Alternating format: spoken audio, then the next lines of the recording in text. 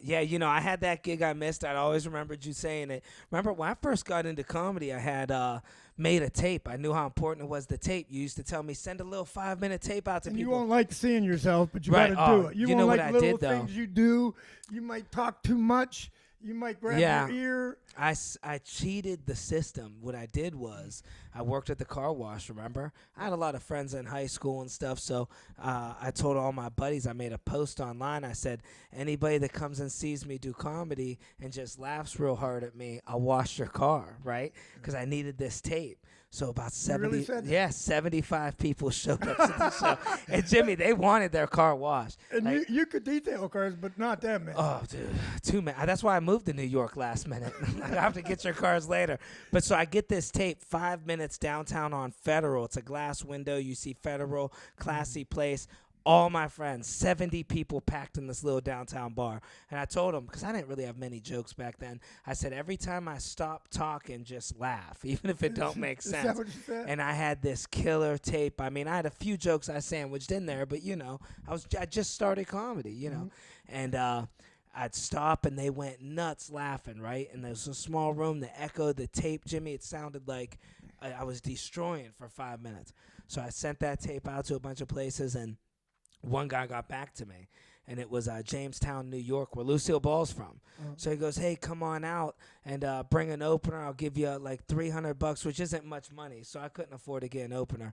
And my brother owed me a couple $100, so I said, hey, man, you're going to open for me. He never did comedy, you know. So I was like, we're going to go down to Akron and try out some jokes. That just sounds crazy. Right. And I go, we're going to try out some jokes in Akron. So he goes, okay. He goes, you know, my brother's naturally a really funny guy, like if you hang out with him.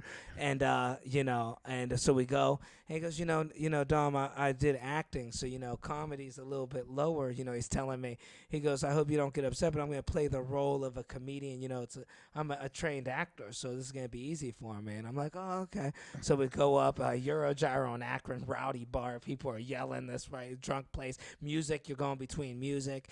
And he goes up, and they go, okay, you're up. And he goes, okay. And he stands out there, and he goes, and he turns around. He doesn't even face the audience. You don't face the audience. You see the back of him, and he's like, this is That's harder crazy. than I thought. I never even heard of that in my life. Did he get nervous or what? He got nervous. But then and he faced the other way. Faced the other way. Didn't even face the audience, That's kind of unique. Nobody's ever done that. How long did he do that? For about 2 minutes, and then got off stage. Jimmy, so we had a string of gigs we had to do together, and Jamestown was one of them. I had to bring them. But you know what we did? One of them we noticed. I said, hey, man, the curtain is I could go. I was like, do you mind? Can I just have a chair and go behind the curtain? The guy's like, no comedian ever. It's just there's nothing back there. You'll just be back there. I said, no, I like being back behind the curtain. And Jimmy, I was telling him jokes from behind the curtain, and he was saying it. That's kind of different, too. That sounds like Saturday Night Live or something. Yeah. I mean, you were kind of dictating the jokes to him. Yeah, I was just telling him, like, you know. And was he saying them like Yeah, he was. And he came up with some good ones, remember? You even helped him. We wrote that one about the meat. But you know what was funny? He stuck with comedy a little bit. He was really good. He's so likable, and he's a funny guy. I mean, but he ended up getting good. But so I did that Spent Jamestown. all his money, though. He bought a skeleton or something. He bought a skeleton. You told me. I couldn't believe who buys that. An actual skeleton, like from the health. He's got some stuff. He's starting a prop company, Lions Lore Productions. And you said you put it in your car or something. Yeah. Drives around with it in the car. Yeah. A skeleton. But we either way, Jamestown, New York. Cop pulled you over. I built up a following in Jamestown, New York. I used to go there. You know, that's where I learned, too, about how you got to be careful who you ask to open for you. Like, I had a girl, real funny comedian. I mean, yeah, you got to watch. It could be dirty and everything. Well, this girl was just strong. She had a lot of jokes, and I wasn't ready to headline yet. I just happened to land this gig. I had a small following in Jamestown, New York from doing it. But I remember one time she destroyed, man. I brought her, Sue Bargot from New York, the girl reason I moved to New York. And then she killed. I went up there, Jimmy. I mean, there was points I watched the tape.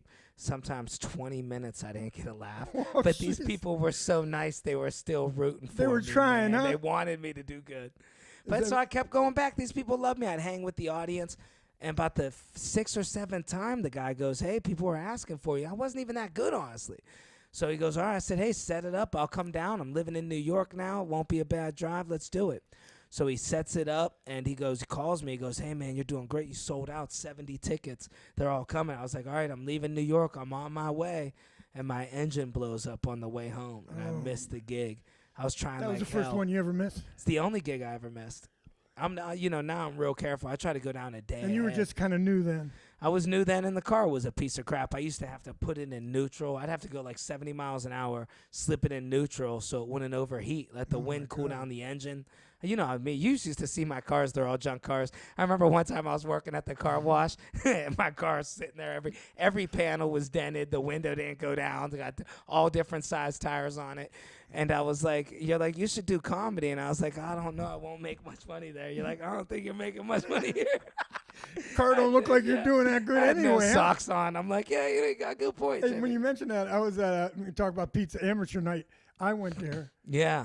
And that was my first time ever. And you were at the original club, yeah, I was where at it was the more intimidating. original one, and yeah, the big one. yeah, it was so hard. I didn't realize it was in Akron, Ohio, and they had 150 people down here and 150 people behind you. That's crazy. And the stage, you had to go like sideways so they both can see your facials. That's if crazy. they don't see it, they can't Right, laugh. right. And I'm thinking like, and you want to go to the people that are laughing more. Right, right. Like forget you if you're Yeah, having fun. yeah. I want to go here. So I had to do both, and I learned that from the Jimmy Wiggins. He told me, forget them, you got them, get them. Yeah. You want the whole room. And you don't think of them things. I was so nervous before I went up. I'm telling you, my throat was dry. I couldn't even swallow.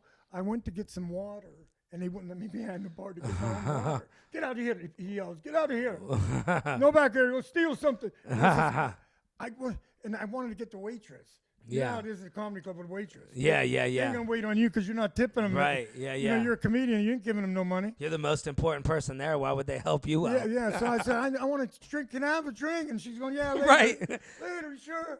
And she goes to a table full of 20 people. I'm dying. I can't get no. So I got to go up with no water. I get up there and I couldn't even talk. I was going, I didn't think it'd be this bad. I get up there and I'm so nervous, and people are looking because they want to help. Like, they're always wondering on amateur night what it's like if they went. Yeah. So they're looking at me like, come on, man. And I was going, I couldn't even hardly talk. And I remembered I had a cheat sheet in my pocket. Yeah. And I had my sheet. If I really got stuck, which I did at the beginning, you can't, how you go blank? Yeah. I remember it's the first time I ever went. Yeah. I pulled out that sheet and I had a couple headings on there. I just put down on there. I didn't have my sheet. I couldn't find my sheet. Yeah. I got nervous. They started going in my pockets. And I'm going, because that's my way out. That's Yeah. my cheat sheet. And I'm going. And everybody goes, what's the matter? And I figured, might as well just tell them. So I swear, I looked at them and I said, listen, I got some funny stuff, but it's in my other pants. And they start laughing. They couldn't believe it was real. And they go, come on, it sounds like bullshit. I go, I got funny stuff, but I washed my pants. I just told them the truth. And they appreciated the honesty. And then they wanted me to do good. And I ended up doing a character, Dr. Ruth, and I did fireman gloves. I did a couple props because I didn't have enough material, and I ended up winning. So then I got to feature the next week. And that's how it got started. Wow. And I beat the other four guys out. So I won, and I got $50. And that's the same contest that Steve Harvey and Tim Allen, they all won. That's the big legendary one, yeah. In 1987. Yeah, wow. Man, in the prime of comedy, too. That's when it was bubbling. Yeah, it was really jamming, man. It was. You had some wild I couldn't believe I couldn't talk, though. But that's how nervous you get intense. I've had it happen one time. I just moved to New York. This is the most nervous I ever got. I used to box. I had like a pro fight. I was never this scared in my life as I was this night in New York. I seen them pictures. It was pretty cool, man. Oh, yeah. You look so young, like really. Yeah, 16. I started when I was about 14, and I had my first exhibition to a pro fight. Did you get nervous? I mean, did you need a drink of water before the fight? Were you nervous? Yeah, boxing. You go to the bathroom a lot, peeing, pooping every 2 seconds. Yeah. I don't know about the pooping, but I peed a lot. They'd put you in a room. When you do comedy, you get real nervous. Right. I swear you got to go. Did you have to go a lot when you? Well, boxing, they put you in a room and with the other fighters, so you're sitting this close to the guy that's ready to pound you in the head, and you're looking at him like, man, that guy's bigger than me. They're warming up. But. Did you ever talk to the guy? No, never really. We might look at each other. You don't say nothing. Yeah, it's like, I was new. We're going to be getting it on in 5 minutes. It's a little crazy, huh? Yeah, yeah. It's nice put to you meet that you. I'm close. looking forward to punching you in the head. Yeah. Oh my God. But I was just moved to New York, which is a huge thing. You know, I quit my job, got rid of my house, left the girl I was staying with, and Yeah. Oh, you took I mean that's You elite. took a lot of guts, man, to go out there. Yeah. And people can't even make it in New York 5 months. Right. And you made it how many I'm years? on 11 years now. I've been 11 out there. years, Yeah, man. ups and I downs. had to call you once in a while. You all right out there? Yeah. I didn't know what's going on. Right. Yeah, I get you busy. did a couple jobs to keep it going, furniture and everything else. Oh, I did everything. You did a lot of different things, but that boxing, that was a little crazy too. Yeah, and that's what I wanted to do originally. I wanted to be a pro I wanted to fighter. tell you that story about Joey Gutierrez. You know. Oh yeah. Man, and when you want to talk about motivational, it taught me something. I've been doing comedy so long, but I didn't realize you can be anything you want. You Right. can really, you can go to, you just mentally can focus and take yourself different places. I had no concept of that. I just did what I did. And I go down there. Joey Gutierrez, he did for Cheers. He was a writer. Yeah. And he's really funny. Sometimes writers aren't as funny as the actors. Right. He was great, though. He's funny. And I was working with him down there in West Palm Beach. And guess what? Elton John comes. This club seats 200 people. Yeah. Elton John comes and sells out across the street. Wow. Now we got nobody but 5 people. Man. And I go, 5 people? We asked the guy, do I got to do this? Right. And even Joey said, we got to do it. He goes, if you know how owners are. Right. If you want paid, you got Yeah. you got to do it. And we're like, really? For 5 people? We said, yeah. So what happens is I get there. That's probably him. Yeah, I just wanted to check up on you. Yeah, he wants to check out. It's all good. Hey, it That's don't kind of matter. funny. So what happens is I'm down there and I'm all bummed out because it's like Easter. I'm wondering if nobody's Oh, there. man, It's yeah. Easter. Nobody. I'm talking to Joey in the back room and he's telling me some things he's done and we're talking. All of a sudden we walk out towards and here comes this couple, and they walk in and they go, "Are you Jimmy Bartok?" And I go, "Yeah." He goes, "Me and my wife drove 150 miles to see you." Man. And I said, "Are you kidding me?" He goes, "No, we liked you. We thought you had fun, man. We thought you were great." He kept saying great. Right. And I kept Puts the getting in my pressure head. on. And I'm thinking, whoa. He kept saying it. And I'm thinking, so Joey hears that and he goes, "Jimmy, man, come here." And I go in the back room and he goes, "Man, go out there and kick ass, man. For this guy came that far. Even that's worth it for that. Right. You got Do to. it for him." You got no choice. And I'm the thinking, pressure's like, on. I'm going to step it up. Right now, my mind's going 3 levels up. Right. I'm Yeah, not yeah, even, I yeah. can't even be this good. I'm pacing, you know. Yeah. pacing, Oh, you're walk. getting And amped. Joey goes, "Take it easy, man. I don't want to have to follow you." Because you don't want to follow somebody just tearing it up, Yeah, right? yeah. So I get, my heart's pumping.